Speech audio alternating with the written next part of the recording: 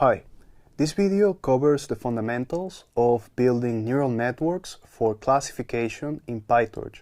We'll focus on practical implementation and key concepts. So our learning goals are to create a multi-layer neural network for classification in PyTorch. We'll gain familiarity with the nn.Module syntax for network creation. I will understand the use of the softmax activation function. We'll also develop intuitions on categorical cross-entropy, and we will try using the variant of a stochastic gradient descent that is called Adam. So let's start discussing how we do multi-class classification, how we map n probabilities to n classes using a neural network. In this example, we see the input being an image that gets converted to numbers. x1 to xn represent the pixel values. And then we see how the neural network processes these numbers. The output provides probabilities for each class. We have a class cat with 0.7 probability, a class dog 0.2 probability, and a class horse with 0.1 probability. Please note that the neural network will never output something like the label cat. It doesn't output something like the label dog or the label horse. What it does is that it outputs these probabilities encoded in different positions of a tensor. So we're using the first position of the tensor to encode the label cat, the second position to encode the label dog, and the third position to encode the label horse. The probabilities that we get for these three classes must add up to 1 when we're creating a single label classifier. A key point to understand is that the network doesn't pick just one class. You see that it's assigning confidence scores to all of the possibilities. And this helps us understand the network's uncertainty on its predictions. So we're going to be using this measure of uncertainty, this probability score, to tell how good our predictions are. And we're going to be doing this with a measure called the cross-entropy loss. Cross-entropy loss measures how well our predictions match the true labels. We can think about the true labels y and its classes as the probability distribution p, and the confidence that the neural network has on the classes y hat as a distribution q. This is what we see highlighted on the green and red arrows here. We're matching the probability that we have on the ground truth with the probability that the model is giving us output. If both values are equal to 1, then there is no loss and the prediction is perfect. Let's break down this with our cat example. The true label y equal 100 means that this is a cat. Notice that this is a probability distribution. If we add all of the probabilities that we have encoded in this vector, we will get 1 as the output. So we have 100% confidence for cat. We're 100% sure that this image is a cat in the ground truth, and we have also full confidence that this image doesn't have a horse or a dog. We encode this with zeros. So our network will first predict this score y hat equals 0.75, 0.25, and 0.0. Notice that we're going to try to match these confidences with what we have in the ground truth. In the ground truth, we did something called one-hot encoding. We said that the class for which we have full confidence is encoded with a probability of 1.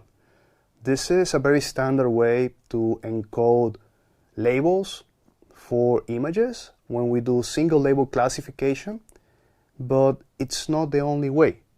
We could be doing the encoding in a different manner. We could be using values between 0 and 1 for the labels, for example, and then we could have soft labels. The cross-entropy loss functions with both hard labels and soft labels. When we're doing this matching between the confidence of 0.75 for the label of cat, then we're going to do the multiplication between the probability that we have of cat in the ground truth, which is 1, times the logarithm of 0.75. That's what's going to give us the measure of error, how good our prediction is.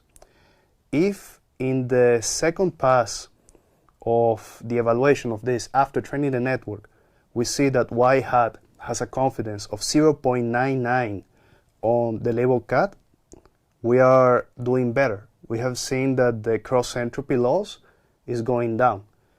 Why? Well, we need to remember the property of the logarithm, that the logarithm of 1 is equal to 0. So the closer we get the value that we put in the logarithm, the confidence, the closer it is to 1, the lower is going to be the cross-entropy loss. We have this negative sign in front of the equation to make this make sense as a quantity that we have in the positive range. So the formula H P of Q is going to be calculating this mismatch between the true labels and the predictions. And lower values mean better predictions. Next, we'll see a bit more about why we use the log function in this formula. So the log function is what gives cross-entropy its power, and we need to understand why. As I mentioned before, when prediction equals reality, when y hat is equal to y equal to 1, then we have a perfect prediction. The logarithm of 1 is 0. This means that we have 0 loss. We did a perfect prediction. A bad prediction would be when we have very low confidence on the correct class. If I had the logarithm of 0.01 being evaluated in y hat, then we're going to have a value that is much larger. It's going to be 4.65. So the graph shows that we're going to get, the graph that we have here for the logarithm function shows that we're going to have a perfect prediction when the logarithm of 1 is 0, and when the confidence that we have on the correct class is very low, the loss is going to grow exponentially. Notice that we cannot have undefined values. The logarithm of 0 is undefined. So when we compute this, we're going to be adding a very small amount, an epsilon, so that we don't get these undefined values. Let's see how we implement this in PyTorch. So let's break down the cross-entropy loss calculation step by step. Here we have as input the cat image, but we can abstract that. We know that this is an image that has a ground truth label of cat. It's one hot encoded with 1 as the confidence of cat being 100%. And then we see that the model prediction is 0.75, 0.25, and 0, meaning 0.75 confidence, 75% confidence that this is a cat, 25% confidence that this is a dog, and 0% confidence that this is a horse. So in the calculation steps, we see that we add this small epsilon on the amount in which we're going to be computing the logarithm, which is 1 times 10 to the power of 15. This is just so that we avoid having the logarithm of 0, which is undefined. I would break the computation. We see later that we multiply by 100. This means that we're selecting only the cat prediction. The other two confidences for dog and horse contribute nothing to the loss.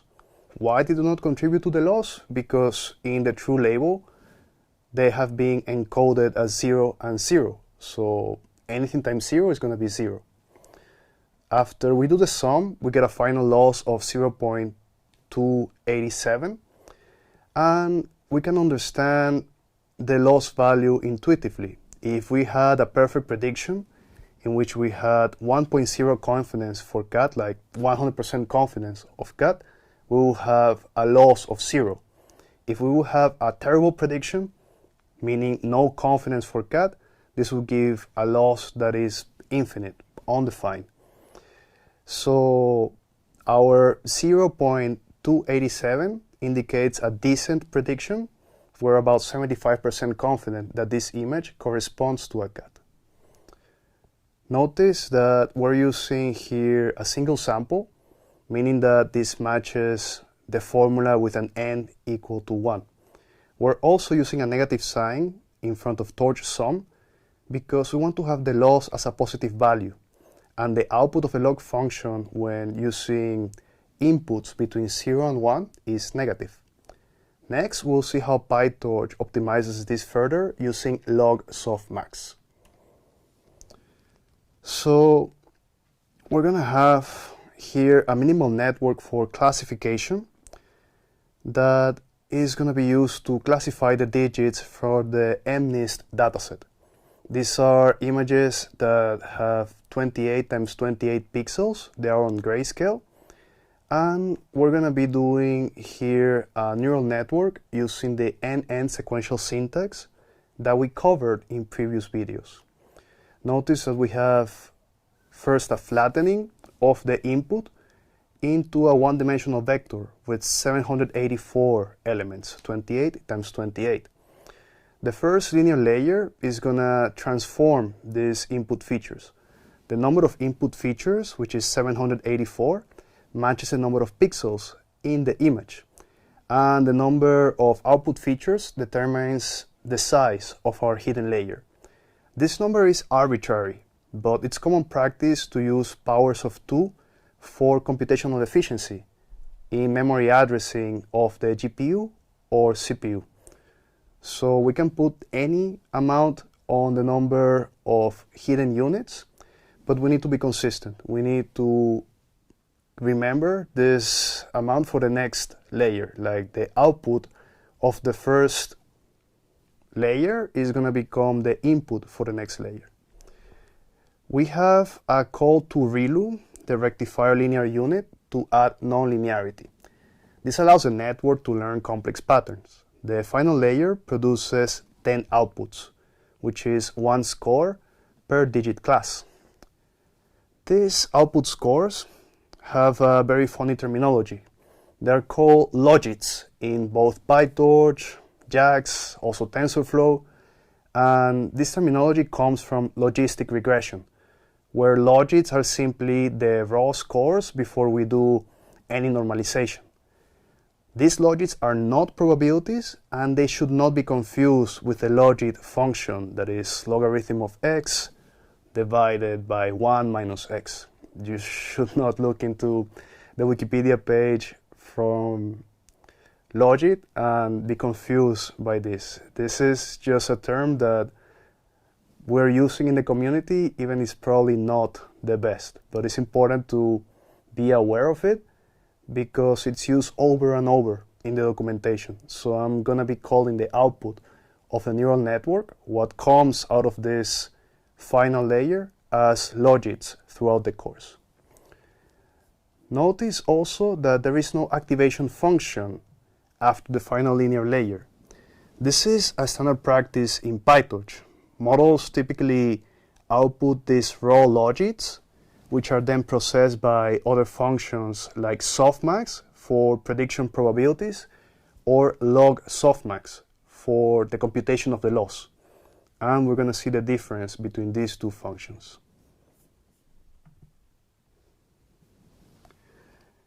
Here we see an alternative way to create the model, which is using a subclass of nn.Module. This is an approach that gives us more flexibility and control over the architecture of the network. The MNIST classifier class inherits from nn.Module, which is PyTorch's base class for all neural network components. Instances of nn.Module register together the parameters and the data for our stochastic gradient descent optimizers. In the init method, we first call the parents class initializer using superinit, which is important for proper setup. Instead of chaining operations with sequentials, we define each layer as a class attribute. This makes it easier to access and modify individual layers. This architecture is the same as we saw in the previous slide. We first do self.flatten to convert these 2D images to one dimension, which is a necessary format for the input of linear layers. When we call self.fc1, we are defining our first fully connected linear layer. Self.relu adds a nonlinearity. Self.fc2 is our output layer, producing 10 logits. It's important to know that self is a keyword in PyTorch that corresponds to this current instance. So it's something that we need to do in order to associate to different instances of this class that we're defining their own location in memory with their own linear layer, for example. The forward method explicitly defines how data flows through our network. We have added a pdb.setTrace statement here, which is useful for debugging. It lets us pause execution and inspect intermediate values during training. Notice how each line transforms the input x through our layers with the same operations and order as we did in the sequential model. I encourage you to try to run this bit of code in the Jupyter notebook that is shared on Kaggle. This will allow you to see the execution step by step. Finally, we create an instance of our model just like any Python class. This object-oriented approach is useful when we need to implement more complex architectures or when we want to add custom methods to our model classes. So here we're going to explore an activation function that is very important, the softmax function, which converts our model's raw logits into probabilities that sum to 1. The softmax formula shown here has two key components. We take the exponential of each input value xi, and we divide by the sum of exponentials of all values xj, which normalizes the outputs. Looking at the concrete example in the code, we start with logits, which are the raw scores from our model for each digit class. We apply torch.nn.functional.softmax with dimension 0 to produce these scores. The resulting probabilities are shown in the bar plot, where each bar represents the model's confidence for that digit. As a sanity check, we print probabilities.sum, which equals 1.0. This confirms that our outputs are valid probabilities. The bar plot visualizes how softmax transforms our logits into an interpretable probability distribution. For example, classes 3 and 8 have higher probabilities, Taylor bars, and this suggests that the model is more confident that these digits appear in one particular input image. The dimension 0 parameter tells softmax to operate alongside the first dimension of the tensor, which in this case contains our 10 class scores. It's important that we are careful about the dimension in which we do the aggregation. So this slide illustrates what happens when our model predictions, q of x, y hat, significantly disagree with a true label distribution, p of x, which is y, the ground truth, resulting in a high cross-entropy loss. Look at the image and the plots. And then we see that in the middle we have this ground truth being encoded as a probability of 1.0 for the class 7. We're doing one-hot encoding here. To the right, we see how our model's predicted probabilities are actually quite spread. We have a probability mass spread across all these multiple digits with no strong confidence in any particular class. The cross-entropy formula that we see here measures the disagreement between these two distributions. So, as we have seen before, P of I represents a true probability, which is 1 for the class 7 and 0 for all the others. Q of I represents the model's predicted probabilities, And the negative log term means that we increasingly get higher loss as our predictions diverge from the truth when we have low confidence on the correct class. In the code example, we see how we can print this out by just calling -torch log torch tensor 0.15 will give us as output the tensor 1.89. This demonstrates that when our model assigns a low probability to the correct class, we get a high loss value, and the negative log function penalizes how these low probabilities should not be assigned to the correct class. So let's see what happens in a different case. So here we see a scenario in which we have the same input image, but the model is outputting a high confidence that this digit corresponds to class 7.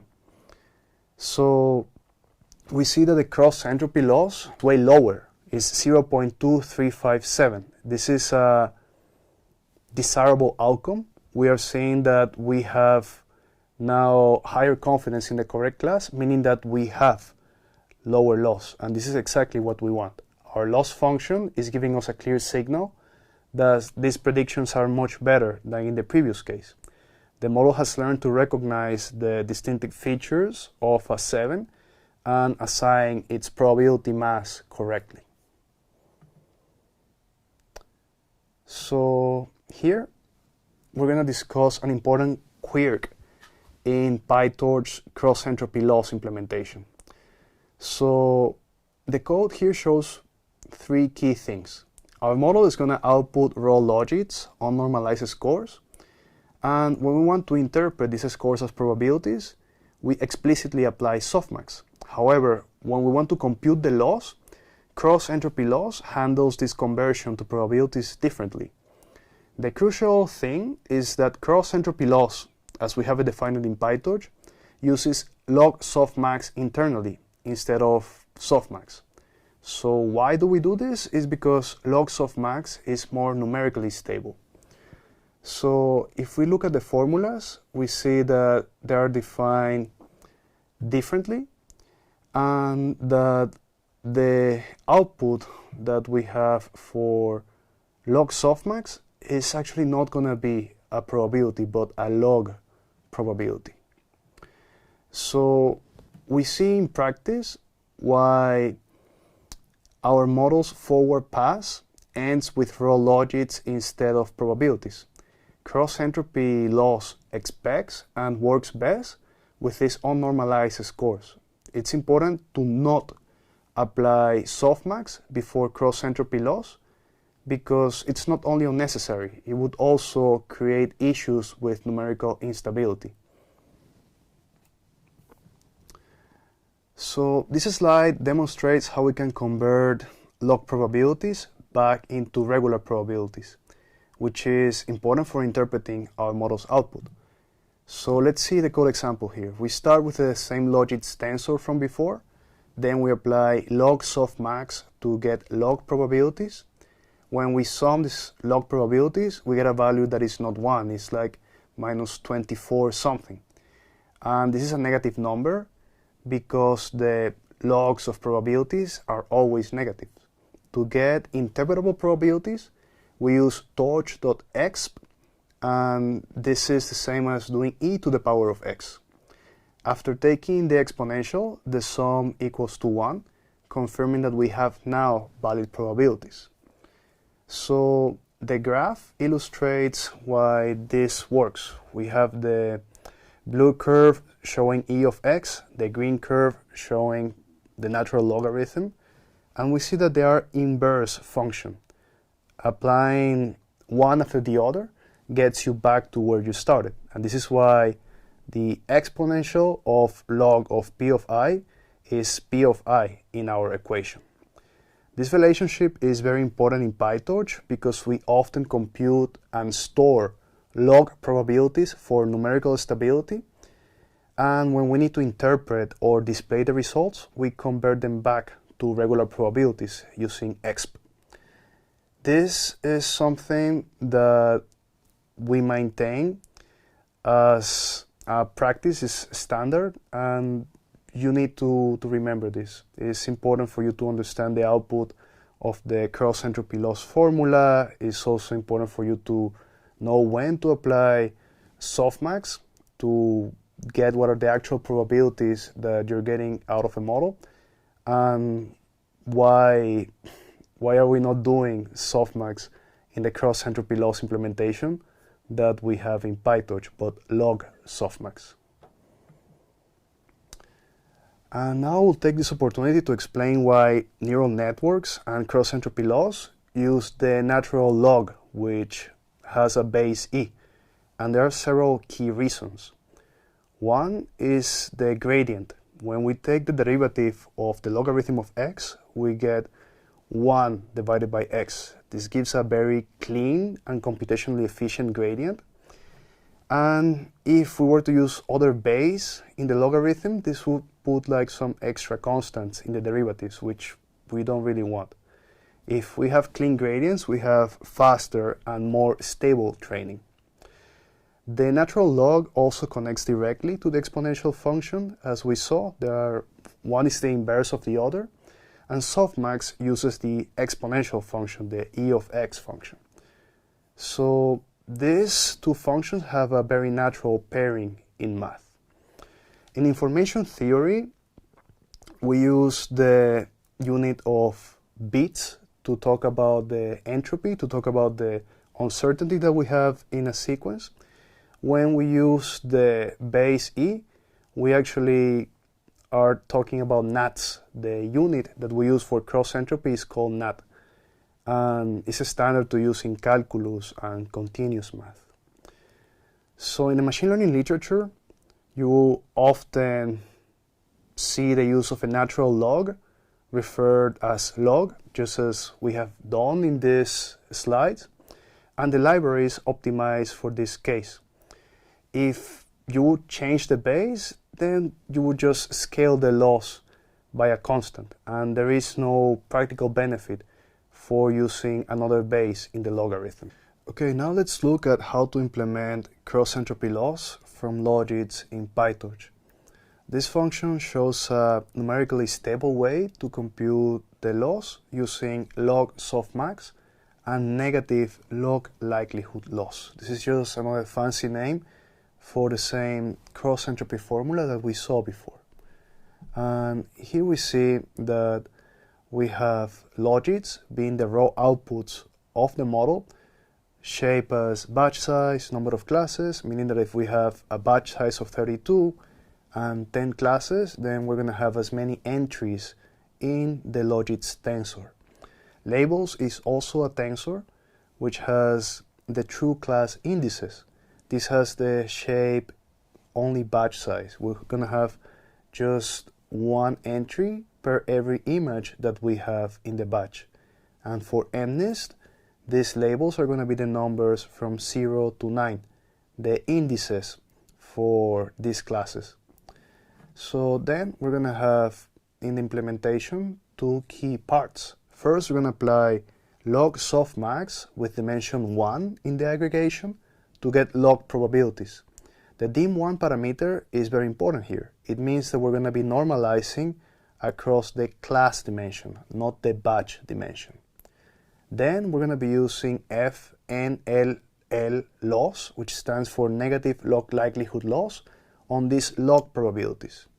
This efficiently computes the cross entropy without us having to create one-hot vectors for the classes that we have in the ground truth. The formula on the right reminds us what we are computing, the logarithm of y hat, where I, when you see this little I subscript, is the true class index. F.NLL loss is doing exactly this. It's taking the negative of the log of the probability of the correct class.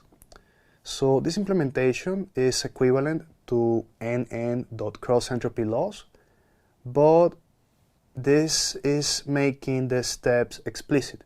In practice, you'd usually use nn.CrossEntropyLoss directly, but understanding the components helps explain what is happening under the hood. So here we're going to have a little extra slide in which we compare the performance of two popular optimization algorithms, the standard stochastic gradient descent algorithm and a variant of it that is called ADAM, adaptive moments. So this visualization shows both optimizers trying to find the minimum of a loss surface. The red path shows a stochastic gradient descent taking 97 steps, and the green path shows ADAM reaching a similar point in just 36 updates of the weights. This illustrates how ADAM achieves faster convergence. And the code shows how simple it is to use ADAM in PyTorch. We simply need to import the optimizer from torch.optim and create an optimizer instance with the parameters of the model and a learning rate. We're going to be using the standard calls to backward and step, just like we did with SGD. For those interested in the mathematical details behind ADAM, I've linked to this excellent video titled "Who is Adam and What is He Optimizing?" in the Jupyter notebook that accompanies these slides. The video provides a deep dive into how ADAM adapts learning rates for each parameter using moving averages of gradients and squared gradients. So to wrap up this first video, we discussed the use of feedforward neural networks for image classification, how we convert the pixel inputs into class probabilities. We discussed how the number of output units determines the number of scores that we can produce.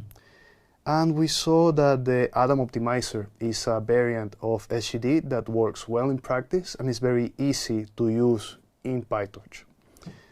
We discussed a classification pipeline in which we use one-hot encoding when we want to predict a single label per image. And we saw how we convert the raw outputs of the model, the logits, into probabilities using softmax. We discussed a lot of cross-entropy loss. It's one of the most important things in deep learning and machine learning in general. And I recommend that you gain familiarity with the equations and the code that we discuss on this video. We saw how cross-entropy loss measures classification prediction quality. It's measuring the agreement of the probabilities that we have in y hat, our predictions, and y, the ground truth. And we saw how it's used in PyTorch with this LogSoftmax implementation that is desirable because of its numerical stability.